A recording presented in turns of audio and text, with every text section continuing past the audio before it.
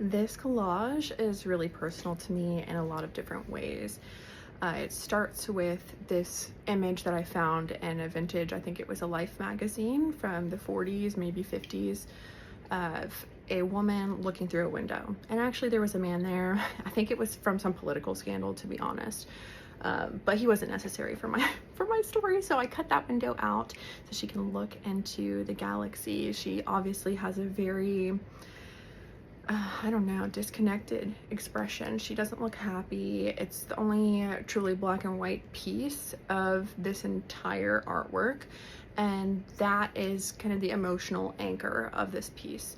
I want the viewer to be able to see themselves in this piece, see different journeys and pathways that life can take them. But this one is very personal because it's talking about mine. I was in such a terrible place a few years ago, mentally and emotionally, and I was trying my best to get myself out of that. And I fought tooth and nail. I felt like I was climbing mountains, you know.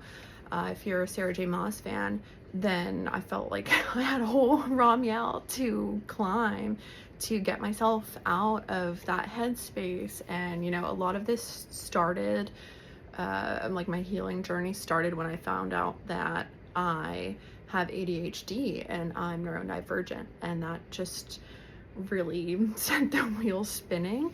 I understand myself so much more now. I give myself so much more grace when I need it, because I know that my brain is just a little bit different than everybody else's, and I have different needs, and that's okay. And I have finally recently gotten to the point where I feel comfortable and confident enough to express myself creatively again. I've always loved to do art. I've done lots of paintings. I've done some shows maybe 7 years ago or something like that from some of my more abstract acrylic paintings.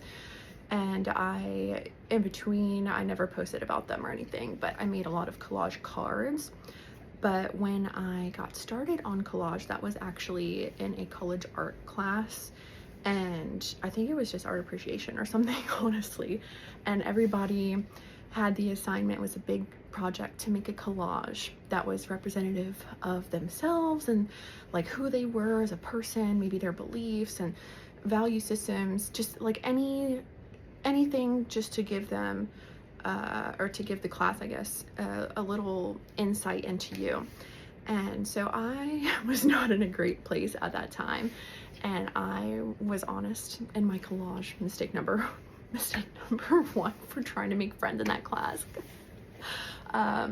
So I was dealing with a lot of disordered thoughts and depression and blah blah blah, all the sad stuff.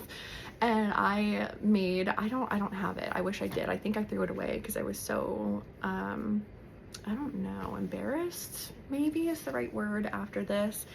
And I brought it to my class, and it was the day that everybody was presenting, and everybody went up there and just had collages of their families and their pets. And here I am with like mental health 101, like really dark. Like I had pictures of myself that I took, and I think I had like maybe some poetry in there and just images of different aspects of my life and how they impacted me. And it was really dark and moody, and I remember it being pretty good.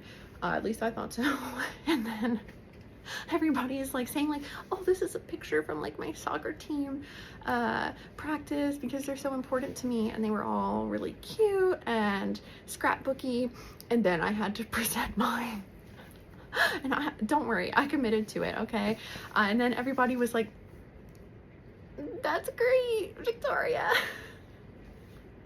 It was definitely a memorable experience. I did get perfect marks on it, so I guess there's that. But that was my first like real collage. Well, no, maybe that's not true, because I used to do it on like all my notebooks and things for different classes, but I guess like solely for the purpose of creating a collage, that was my first one. And I've just always came back to that medium. I really enjoy it. So much, actually, that this is where I'm at today. thank you so much for listening to my story and looking at my art, and I hope that you have a great rest of your day.